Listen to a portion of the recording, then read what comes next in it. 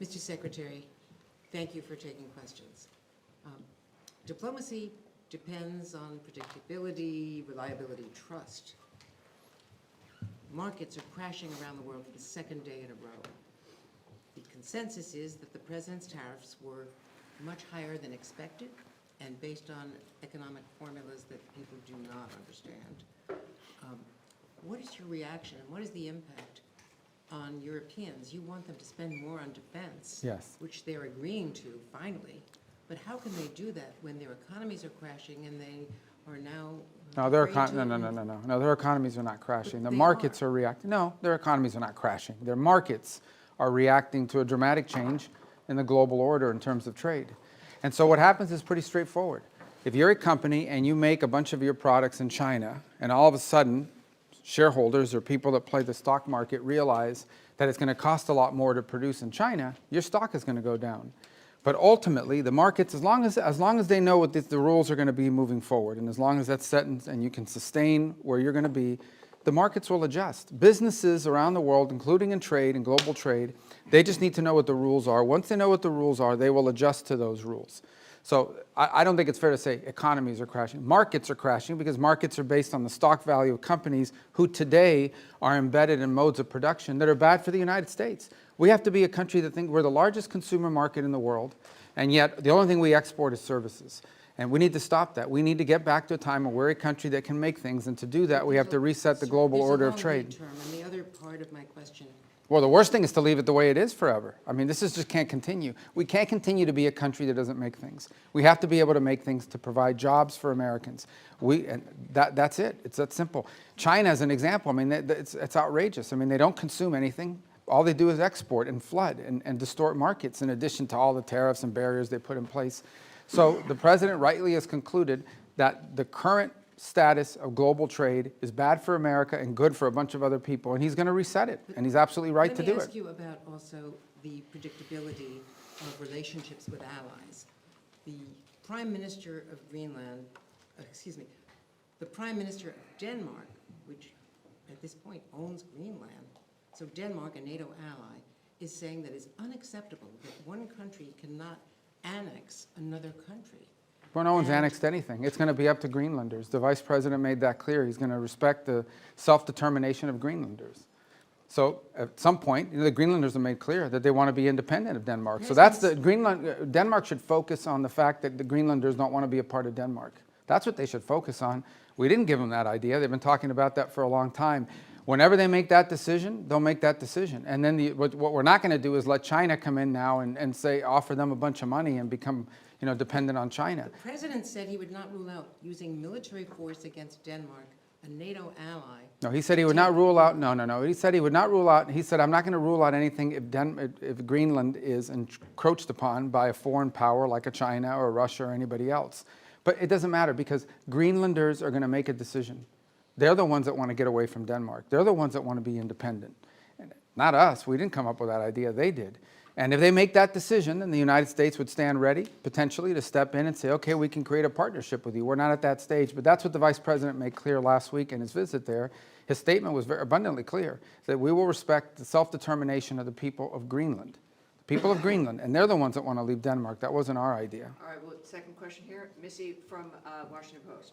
Mr. Secretary, I'd like to ask you about the Russia-Ukraine negotiations. Can you give us tell us about the American assessment of the conditions that Russia put forward regarding the Black Sea ceasefire talks, and also the British and French foreign ministers said this morning that Putin was dragging his feet. Do you agree with that? Maybe. I mean, he might be. We don't know yet. We're going to find out fairly soon. I mean, look, here's what the president wanted to do. He wants to end this war, and he wanted to test it very early in his administration. Is it possible to end this war on terms that are acceptable, obviously, to both sides? Because you can't end a war unless both sides agree.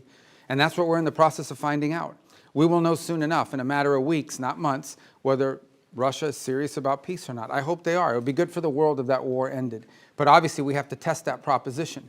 So we're working through that process. We had a visitor, that Mr. Kirill was here this week. had a chance to sit down with him. He met with others. He'll take some messages back, and the message is the United States needs to know whether you're serious or not about peace. Ultimately, Putin will have to make that decision. The Russian Federation will have to make that decision. I think the Ukrainians have shown a willingness to enter, for example, into a complete ceasefire to create space for negotiation. At some point here, fairly soon, not 6 months from now, the Russians and Putin will have to make a decision about whether they're serious for peace or not, and I hope they are serious. So it would be good for the world if that war ended. What is your assessment of the Russian conditions that were put forward? And also, Dmitriev said, following his talks with Mr. Witkoff yesterday, that the U.S. and Russia might resume direct flights as maybe a confidence-building measure. Do you support that? So I haven't heard anything about direct flights. I can tell you, but I don't know who's going to fly on it because all these people are sanctioned. But I would just tell you that the thing I would point to you is this.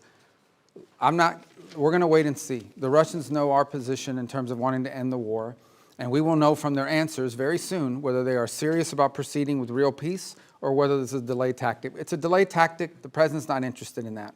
If this is dragging things out, President Trump's not going to fall into the trap of endless negotiations about negotiations. We will know soon enough whether or not Russia is serious about peace. If they are, that'll be great. Then we can move towards peace. If they're not, then we'll have to reevaluate where we stand and what we do moving forward about it. But we'll be in no different a position than we are today, or we were when he took office. He wanted to know early in his administration, is peace possible? We're testing to see if the Russians are interested in peace. Their actions, not their words, their actions will determine whether they're serious or not. And we intend to find that out sooner rather than later. What about their conditions? Which conditions? They put forward additional conditions after you Well, had the Black Sea. Yeah, so again, I mean, this is part of the back and forth of these sorts of things. I've had phone calls with foreign leaders, and then I read the readout, and it's like, oh, we said them.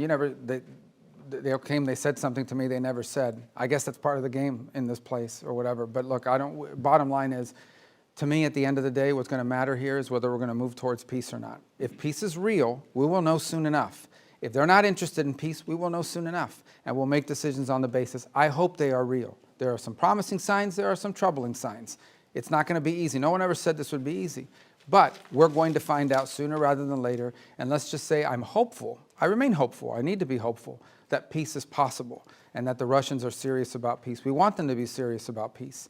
And hopefully they are. But we'll know sooner rather than later. Daphne Reuters. Hi, sorry, I'm back here. Your last name's Reuters? No. Oh, that's pretty cool, isn't it? Go ahead. On the 5% defense spending target, have you received pushback to this idea while you've been here this week?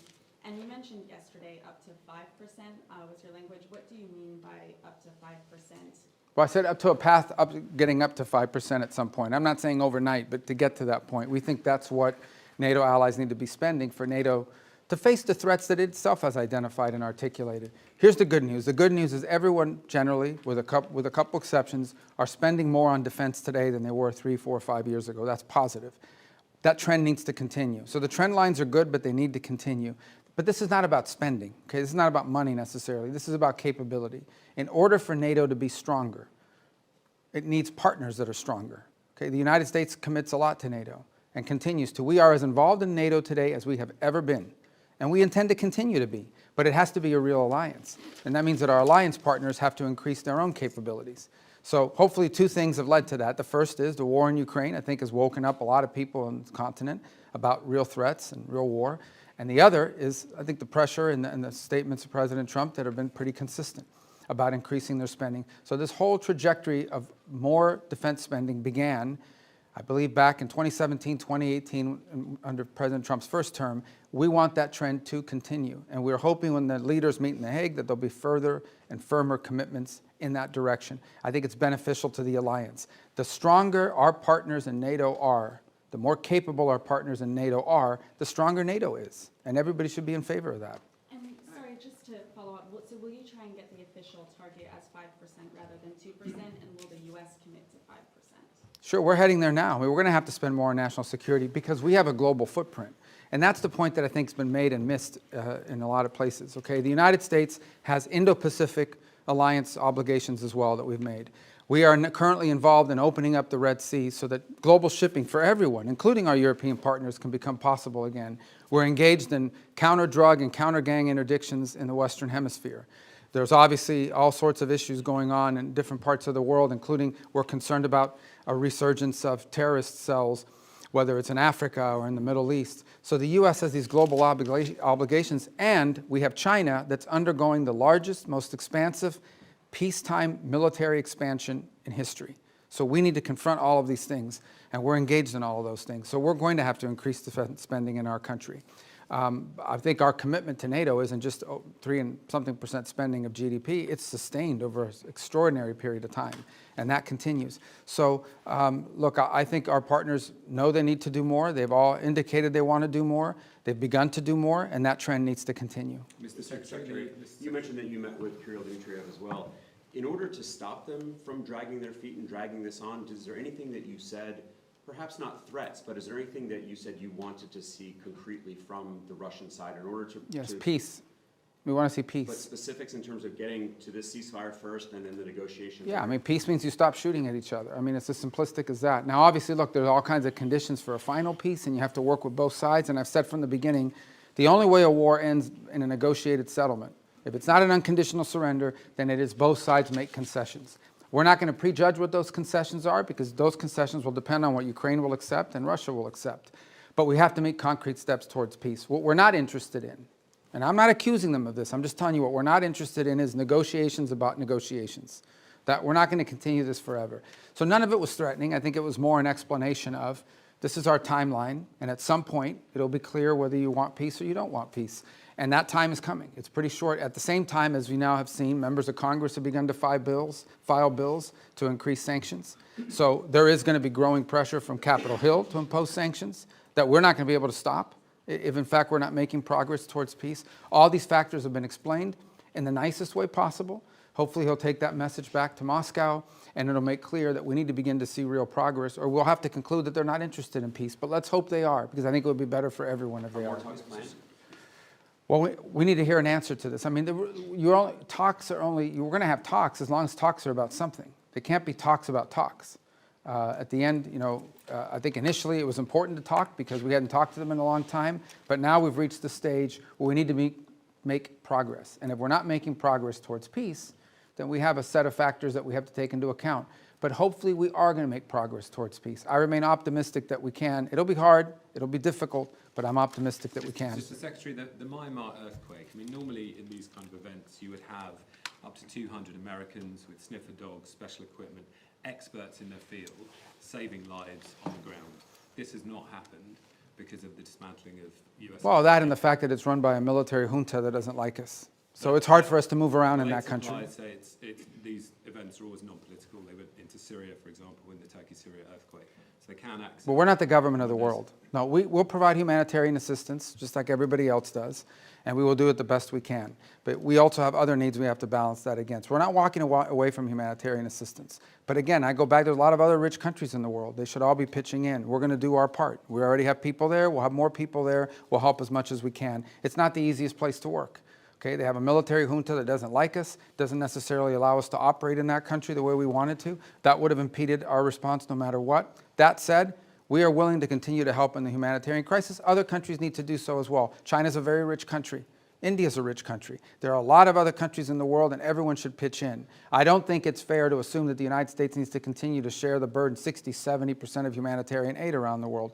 We will be in the business of humanitarian aid, but we have other priorities as well that are national interest priorities of the United States, and we're going to align all those to be properly balanced. Isn't this a diminution of your soft power? I mean, all of the experts in this have said the reason is not because of the politics in Myanmar, but it's because of the dismantling of US aid. You simply couldn't deploy. Yeah, I don't listen to these so-called experts. There's not real experts. These are so-called experts. These are people that are part of that NGO industrial complex. No, these are people that make millions and hundreds of millions of dollars in these NGOs all over the world that stand up and they get flooded with U.S. taxpayer money, and then we have to spend $100 million to get $10 million to people. We're not doing that anymore. Okay? We have stopped. We are no longer going to spend $100 million to get $10 million to recipients. We're not going to fund these global NGOs all over the world that are living off of this. We're not doing it. We are prepared to help and work with governments and appropriate NGOs on the ground that are delivering assistance. We will be there and we will be helpful. There are a lot of other rich countries. They should also pitch in and help. And some of them are and some of them are not. But we are going to do our part. We're going to continue to do our part. But it's going to be balanced with all of the other interests we have as a country. We are not a nation. We are the richest country in the world, but our resources are not unlimited. They are not unlimited. And we have a massive national debt, and we have many other priorities as well, and it's time to recalibrate all of that. So we'll be there, we'll be helpful as much as we can. We've got other things we have to take care of as well, but we care deeply about what's happened there. And we wish we had a more cooperative government. Mr. Secretary, the Middle East was part of your discussion here in NATO, especially that you find support from members toward your policy of airstrikes and Houthis and your maximum pressure policy toward Iran. Yeah, I mean, on the Houthis, everybody wants to get their ships through the Red Sea. We're the only ones doing anything about it, but everyone wants to, get their ships through there. As I said, we've done the world a great favor by taking on this band of criminals who have, unfortunately, sophisticated weaponry that they can use to, they've attacked, 150, 160 merchant vessels, 174 times they've attacked the United States Navy. So I think the world should be grateful to the United States for being involved in this and doing this. Everyone thanks us for it. I understand these nations have limited capabilities despite being very rich countries. Nobody else can project power there and do this. But that said, we think that mission is going to bear fruit, and it's necessary. We can't have a band of criminals controlling that. In the case of Iran, I don't know of any country in the world that's excited about Iran ever having a nuclear weapons capability. Some are more forceful about it than others. We've had talks about that. As you know, the president would like to figure out what's going to happen there, but he's also made it clear that there is not going to be a nuclear-armed Iran. That's not going to happen under his watch. Mr. Secretary, what's your message to foreign citizens who may be afraid to come to the United States because they're concerned about potentially being detained over some minor administrative error, because they might have something on their phone like criticism of the president or of the Israel-Gaza conflict? No. And they don't want to come into the United States now? No, first of all, those people that have their phones looked at and so forth, and I'll refer you to CBP to go through their processes. But generally, it's people that have been flagged coming in for a reason. I would say that if you're not coming to the United States to join a Hamas protest or to come here and tell us about how right Hamas is, or to tell us about, stir up conflict on our campuses and create riots in our street and vandalize our universities, then you have nothing to worry about. But thousands and thousands of people come into the U.S. every single day to conduct business, to travel, to do all sorts of visit relatives. It happens every day. It's very commonplace, and nobody has a problem. If you're coming here to create problems, you're probably going to have a problem, and I think that's a good thing. If you're coming here to create problems, not here to the United States, you're probably going to have a problem. Yeah, we're not going to continue to be stupid enough to let people into our country who are coming here to tear things up. Not going to happen. Mr. Secretary, have the Russians done anything concrete to make you encouraged that they are truly interested in peace? And when you talk about timeline, I know you're not going to give a specific timeline, but are you talking weeks, or are you talking months? I think we're talking weeks, probably, yeah. There's a lot that has to happen here in the next few weeks in order for this to be real. In terms of concrete, they've agreed to certain things. I think their things are not striking now that they were before. Obviously, both sides claim that the ceasefire is being violated, as typical of ceasefires like this. But that said, not concrete in terms of, are we closer to peace? We're closer to peace simply because we're talking to both sides, but we're not closer to peace because we have a deal on our hands to end this conflict. But we're going to know soon enough. That's my point I make everybody. People come, oh, well, Putin, you can't trust him. It's not about trusting Putin, not about trusting anybody. This is about actions. If you're interested in peace, you stop fighting. And you lay out the conditions by which you're willing to end a war. And they have to be reasonable conditions, right? Not crazy stuff.